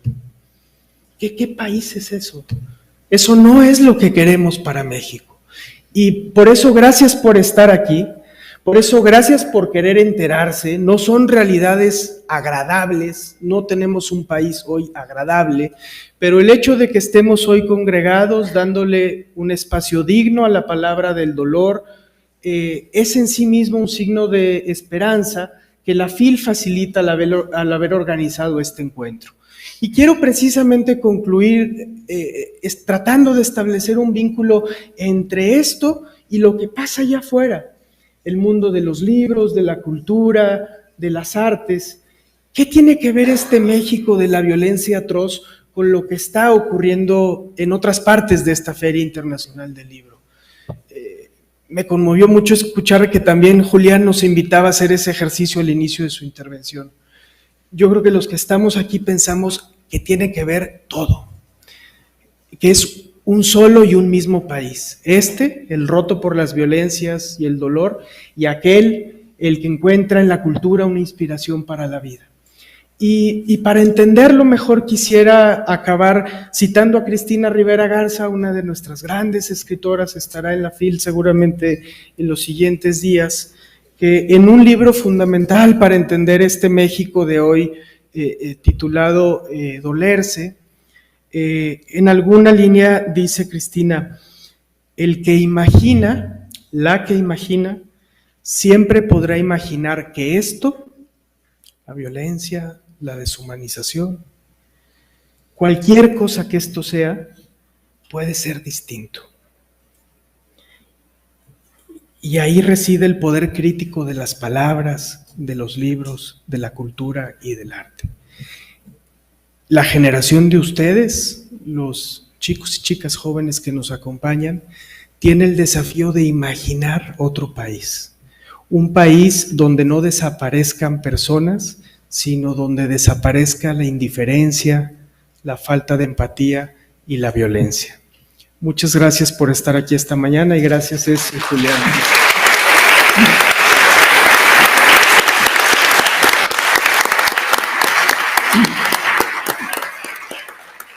Muchas gracias, Santiago. Bueno, no sé ustedes, pero yo tengo un nudo en la garganta después de escuchar todas estas historias que nos comparten nuestra invitada y nuestros invitados, pero también hay una luz de esperanza con esto que nos dice Santiago, que es muy importante.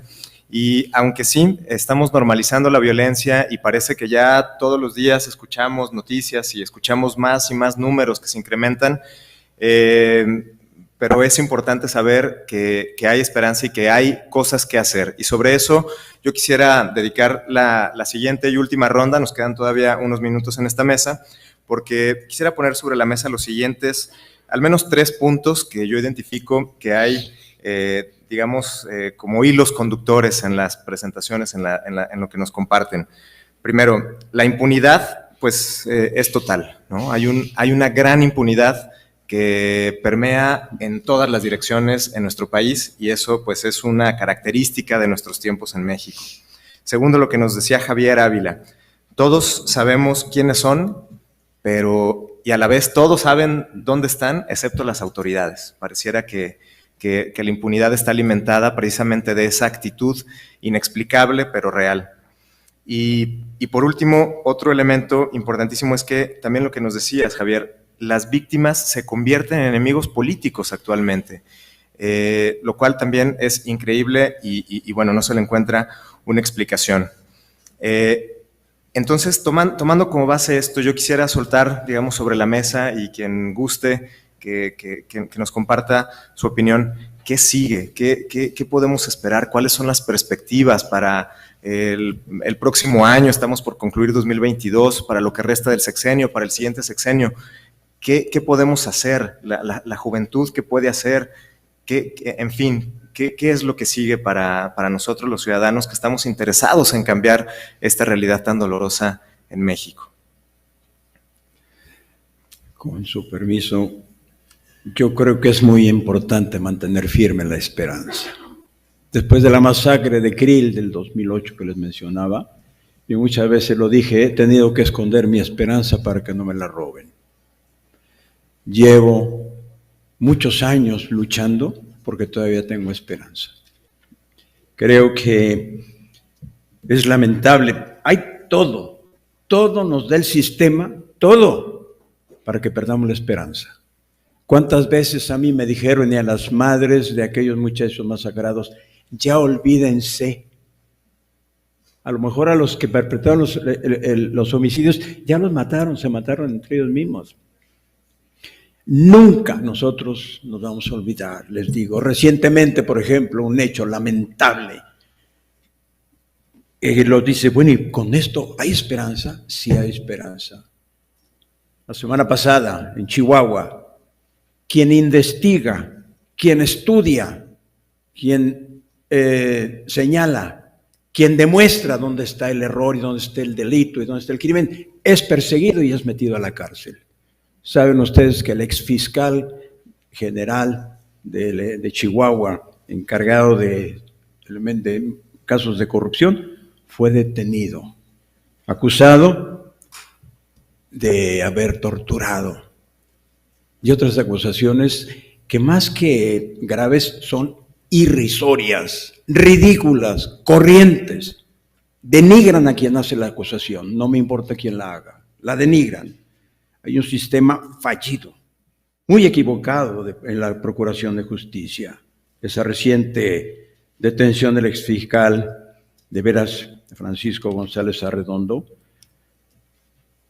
es muy conocido por su rectitud, por su trabajo, por su profesionalismo. Dice que la corrupción parece que gana terreno, hay mucha indolencia, no desaparece la impunidad. No podemos permitirlo y tenemos que seguir luchando, porque hay otra cosa que me llama mucho la atención, tengo que mencionarlo. Les decía yo que hay miles de muertos desaparecidos, hay cuerpos que no se localizan. ¿Y cómo es posible? De repente, a los 2 días, aparecen los cuerpos de los padres. ¿Qué pasó?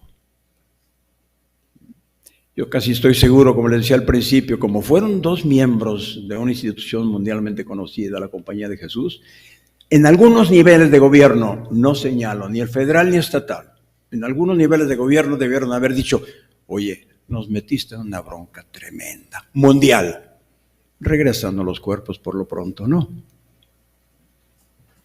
Y le dijo, ahí están, ¿a cambio de qué? Han detenido 20 y tantos sujetos en Tarahumara, pero el sujeto implicado no aparece. Pero eso sí, tuvieron un movimiento de más de 10 vehículos de la policía para detener a un inocente. Inocente, el exfiscal es inocente. Y más de 200 elementos de la Guardia Nacional, más de 150 elementos de Sedena, más casi 100 elementos de la Policía Estatal, en Cerocahui, en la región, no han podido encontrar a un sujeto. Nada más hay 2 respuestas: incapacidad tremenda o complicidad vergonzosa. Con todo esto, ¿se puede mantener la esperanza? Si no se mantuviera, no estaría yo aquí. Les doy mi palabra. Y les comparto mi esperanza. Solo nosotros podemos cambiar el mundo. Ya no le dejemos la responsabilidad de los gobiernos. Vean cómo nos va. Por favor, asumamos más nuestra responsabilidad desde la opción personal. Como mujer, como hombre, como casada, soltera, viuda, divorciada, divorciado, como cura. Cada quien asumamos nuestra responsabilidad en serio. Depende de nosotros la construcción de un mundo diferente. Les repito, ya no le dejemos la responsabilidad de los gobiernos, porque nos va de la fregada. Gracias. Gracias.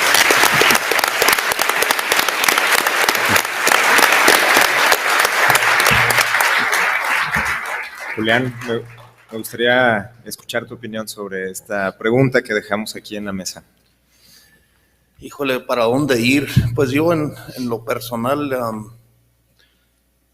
yo agradezco todo el dolor que hemos vivido porque creo que nos ha abierto las puertas al amor y a la comunidad, y siento que somos mucho más fuertes. Digo, jamás voy a estar agradecido por una desgracia, pero por lo que hemos construido en nuestra comunidad, y creo que el dolor produce nobleza, y tenemos un país que es un país de gente noble y gente fuerte, y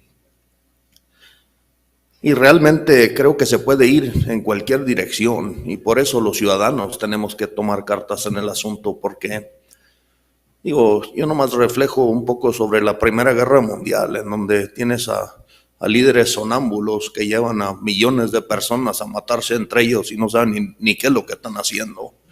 Y se puede desembocar muy fácil en una desgracia, y para reponerse, pues nos llevan a otra desgracia, ponerle tanto poder en manos de nuestros líderes, ¿no? Yo creo que el error fatal de toda la humanidad es permitirle demasiado poder a una sola persona, y creo que la solución para nuestro país tiene que empezar con retirarle el poder a los que no están cumpliendo con lo que juran que van a hacer.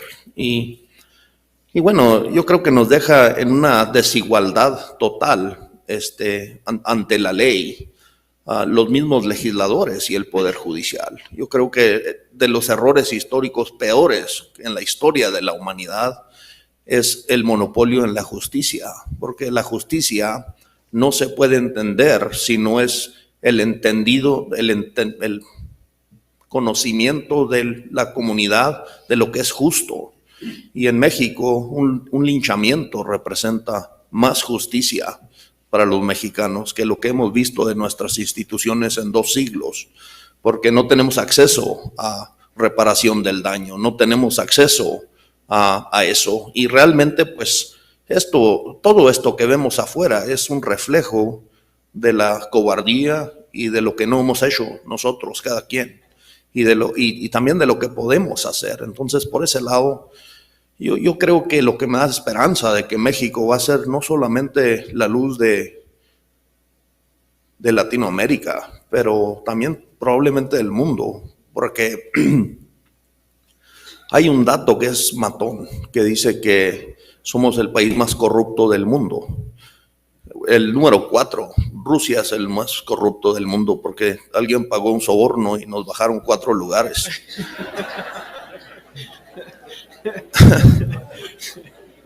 El punto es si existe este nivel de corrupción es porque nosotros nos da asco nuestras instituciones, y creo que el proceso de la paz es un proceso de tener el valor de la exploración y el descubrimiento de alternativas de lo que ya tenemos, y creo que eso lo tenemos que emprender desde la sociedad civil, porque la sociedad civil no puede usar la coerción para lograr sus fines.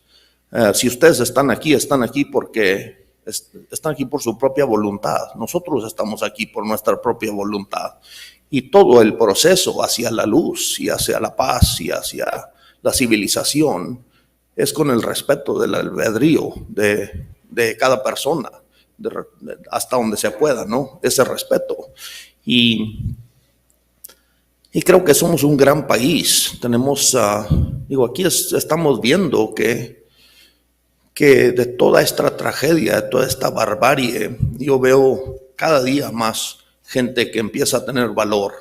Y creo que el primer paso hacia la civilización es superar el miedo. La apatía creo que es el miedo de tener miedo. Es la manera en que nos entumecemos, no solamente de la dicha de la vida y de la cultura, la iglesia, la sociedad, pero nos entumece y nos entumecemos a nosotros mismos porque no queremos ver lo feo. Y y tenemos que ver los dos lados para tenerlo, ¿no? Y ser parte de eso.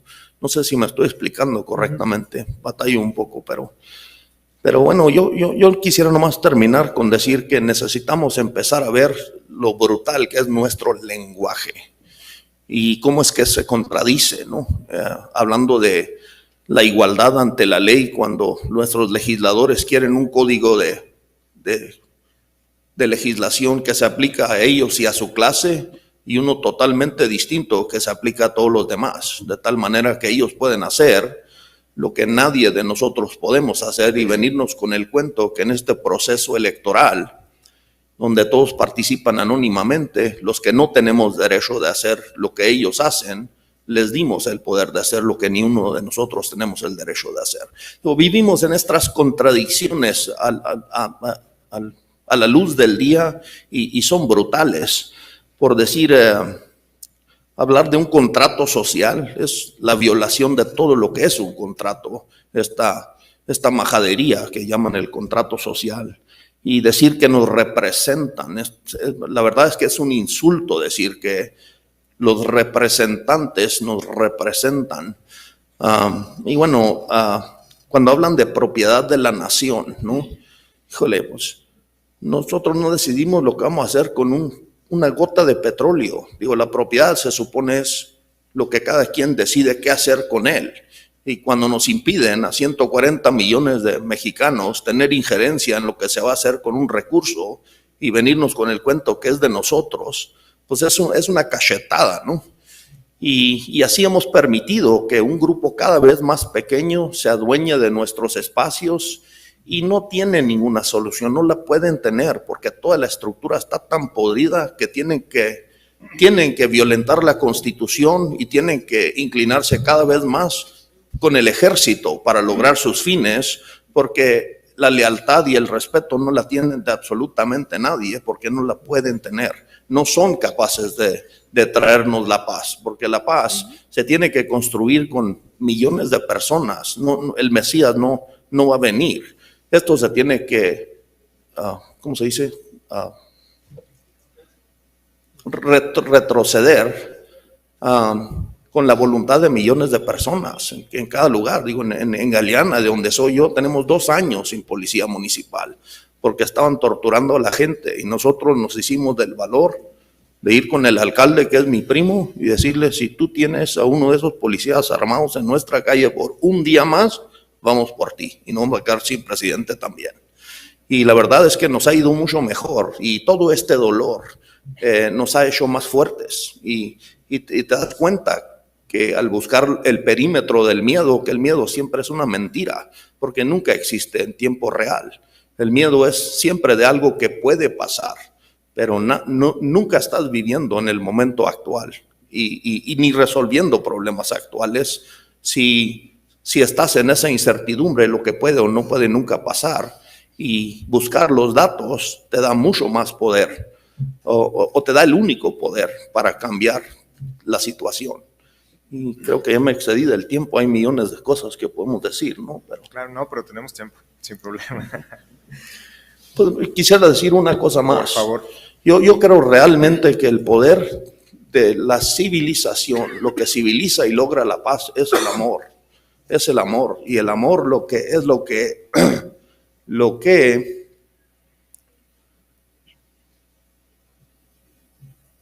es el poder que necesitamos para superar el miedo.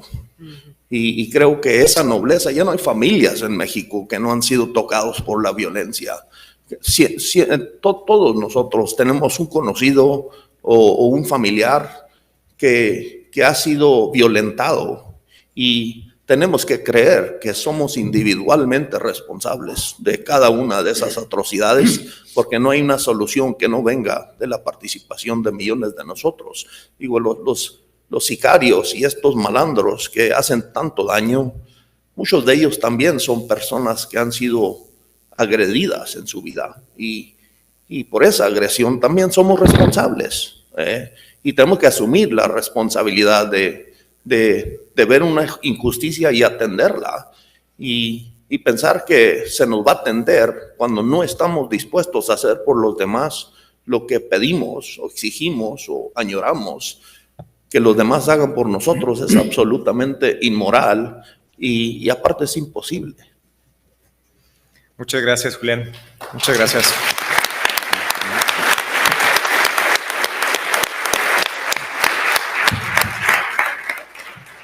Ceci Flores, me gustaría también escuchar cuáles son las perspectivas de los colectivos de búsqueda, de los colectivos como los que nos acompañan también aquí hoy, que están en la lucha con la esperanza de encontrar a sus familiares.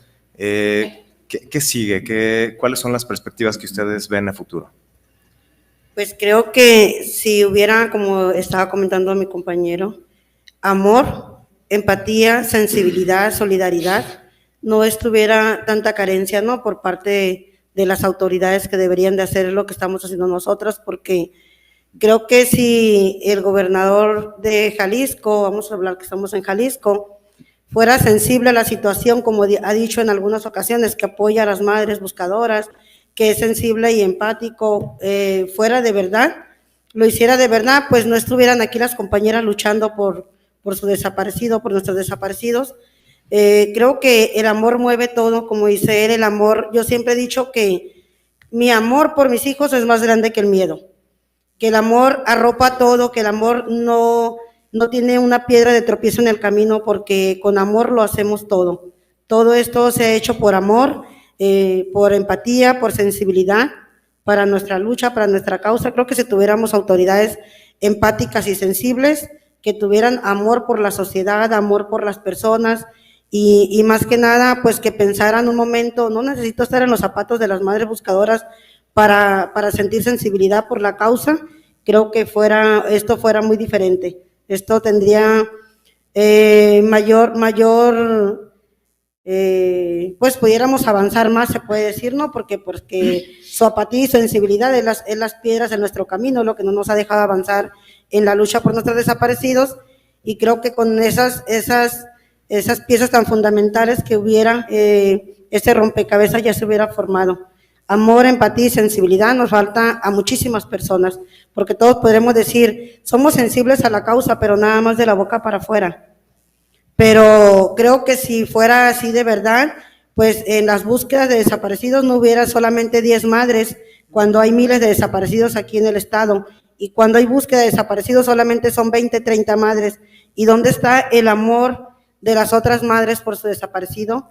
La sensibilidad y la empatía por parte de las autoridades que deben de acompañar en esta lucha, que ellos escogieron estar en ese lugar. No hay eso. Eso es lo que nos falta muchísimo, tener amor, solidaridad y empatía. Yo tengo un problema muy grande. Yo creo que amo demasiado a mis hijos, a mis desaparecidos, a todos los miles de desaparecidos que he adoptado en el camino, porque he sido capaz hasta de involucrar a mis hijos en esta lucha. Tengo mi hija Milagros Valenzuela, que está en Guerrero estudiando y preparándose para ser una activista más profesional en la lucha que tenemos. Ella es la líder y presidenta y fundadora del colectivo de jóvenes buscadores de Sonora, que se ha extendido en todo el país, como lo puedes ver. Tengo a mi hija Cecilia Valenzuela, que es fundadora del colectivo Madres Buscadoras de Sinaloa.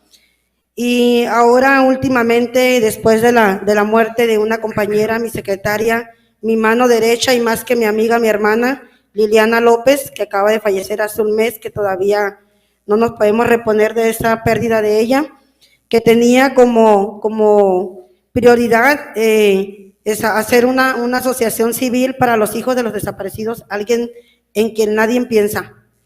Los hijos de los desaparecidos, los huérfanos, en los que nadie tiene la sensibilidad y el amor y la empatía para pensar en ellos, qué carencias han dejado. Acaba de tomar ese lugar mi hijo Jesús Adrián, que él es víctima de la desaparición de 6 días, después de 6 días que estaba desaparecido, y por el cual les comentaba al principio que había sido capaz de meterme a la casa del cártel que se lo había llevado y luchar por mi hijo y hasta amenazarlo cuando sabía que podía perder la vida, pero no me quedaba otra opción, tenía solamente esa carta que jugarme y decirle, como aparezcan mis hijos, aparece tu hija. Si mis hijos aparecen muertos, pues tu hija va a aparecer muerta y en una hielera y en muchos pedazos. O sea, es una locura, pero esa locura me devolvió una parte de mi vida, porque creo que ya hubiera muerto si mi hijo no hubiera aparecido, ya hubiera muerto si esa persona no hubiera tenido temor y miedo a las amenazas que le estaba haciendo, porque yo le comentaba, atrás de mí viene un cartel muy fuerte, que puede ser igual o peor que tú, y te va a arrebatar la vida de tu hija, no la tuya, como tú arrebataste la vida de mis hijos, no la mía, y gracias a eso mi hijo ha sido localizado con vida a los 6 días desaparecido. Es mi regalo de Día de las Madres, así me lo dijeron cuando me lo entregaron.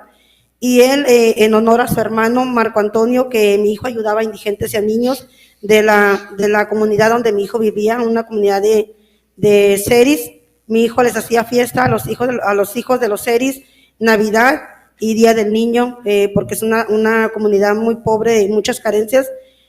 En honor a Marco Antonio se ha hecho la Asociación para Hijos de Desaparecidos, que ahora se llama Fundación Lili López, es en apoyo a la orfandad. Esa fundación va a ser para regenerar recursos para los hijos de los desaparecidos, en los que nadie ha pensado jamás.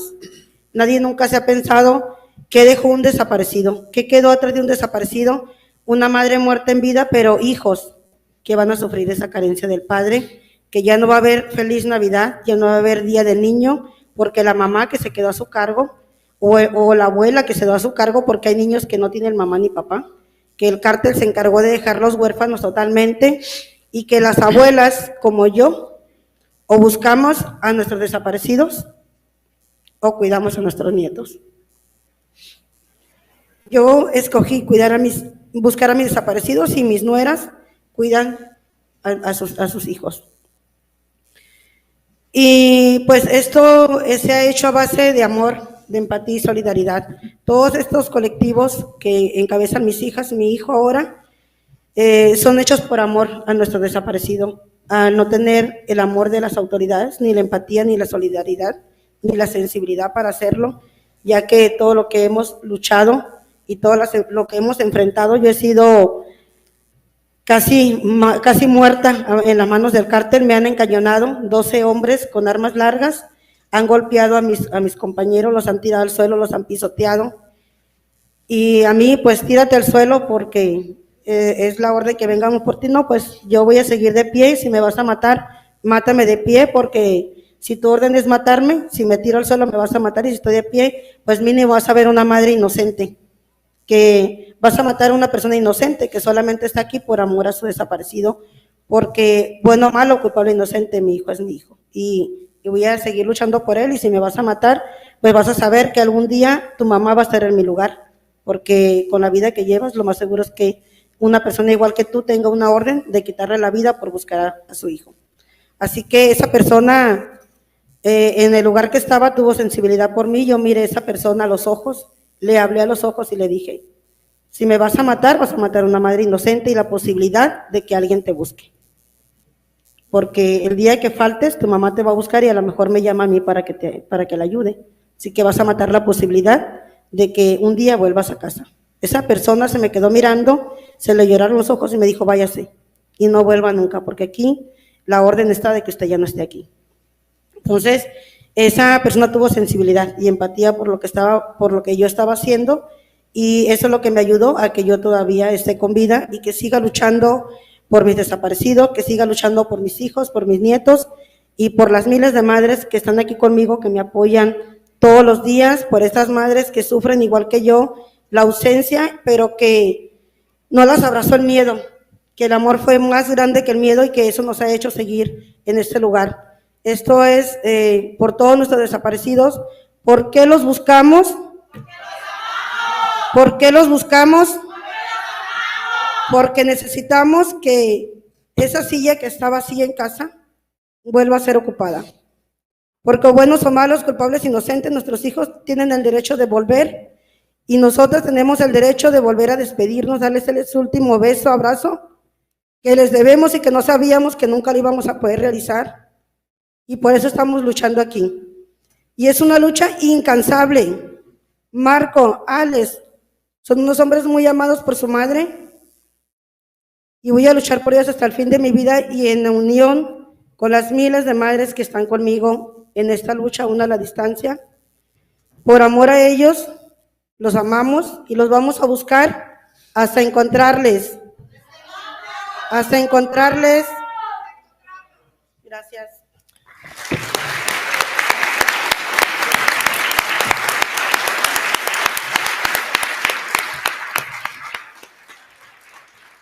Ya se nos está agotando el tiempo, pero no quisiera, Santiago, dejar de pedirte en un minuto, si nos compartes tu opinión, acerca de cómo hacer que nuestra sociedad sea resiliente ante este escenario tan complicado, tan demoledor como lo estamos hoy día atestiguando. Santiago. Sí, muchas gracias, Omar. Yo insistiría en la importancia de no normalizar, de no acostumbrarnos a que la violencia cotidiana que se vive en México sea parte del paisaje, que nos siga indignando, que nos siga doliendo como sociedad. Julián, Javier Sicilia y todas las personas que en 2011 fueron parte del movimiento de paz con justicia y dignidad nos mostraron en un ejercicio de tremendo valor cívico cómo hacerlo. Las familias de Ayotzinapa lo hicieron después en 2014, hoy lo hacen cientos de colectivos en todo el país. Creo que es muy importante eso. Y en ese sentido también es muy relevante no dejar solos y solas a quienes están en primera línea. Yo quiero insistir en lo que ya comentaba en la primera intervención. Contabilizamos 5 madres buscadoras asesinadas en este 2022 solamente, ¿verdad? Entonces, evidentemente que hay quienes están en mayor riesgo, los periodistas que hacen su valor en los estados más lastimados por la violencia, los defensores de derechos humanos que están en las comunidades más pequeñas, las madres de los colectivos de búsqueda, y es importante ahí mantener foco. Y creo que es muy relevante también no dejarnos como sociedad que nos quiten la posibilidad de indignarnos en el contexto de las disputas políticas que hay en el presente. Uno puede decir que vamos muy mal en violencia y al mismo tiempo decir que qué bueno que se ponga la desigualdad en el centro en el presente. Uno puede decir que lo hicieron muy mal los gobiernos anteriores sin apoyar a los presentes. Uno puede poner en el centro este tema sin que eso implique estar en uno o en otro extremo de los bandos que hoy estructuran nuestra conversación pública. Y es fundamental también exigir mejores políticas. La militarización no es una solución, nos va a traer más riesgos. Las políticas de mano dura como aumentar penas, como la prisión preventiva oficiosa, tampoco van en la dirección correcta y tenemos como sociedad derecho a exigir más. Sobre todo es fundamental, creo, no dejar de asombrarnos, de indignarnos, lo digo sobre todo en tantas personas jóvenes que están hoy aquí, no dejar que esta violencia que hemos vivido en los últimos 15 años se vuelva un rasgo más de identidad de nuestro país. Es una tarea que tenemos pendiente. Muchas gracias, Santiago. Pues, adelante, Javier. Quisiera compartirles algo, que los abrazos forman parte del imaginario y la fantasía del gobierno, del Supremo Gobierno. Los balazos son la realidad. Y esto que nosotros decimos, lo decimos desde donde se padece la inseguridad, el miedo, las amenazas, y no desde el Palacio de Gobierno Imperial. Esta es la realidad. Insisto, los abrazos no nos alcanzan para cubrir los balazos.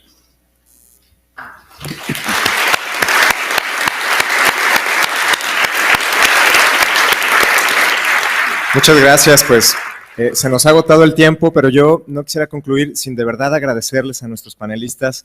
Han venido desde lejos para estar en la FIL Guadalajara, para compartirnos con valentía, con generosidad, este testimonio que en lo personal pues me conmueve mucho y estoy seguro que a todas y todos en este auditorio no me alcanzan las palabras para abrazarles, para expresarles mi solidaridad y agradecerles de verdad su presencia en la FIL Guadalajara. Muchas gracias y a todas y todos por estar con nosotros el día de hoy. Gracias.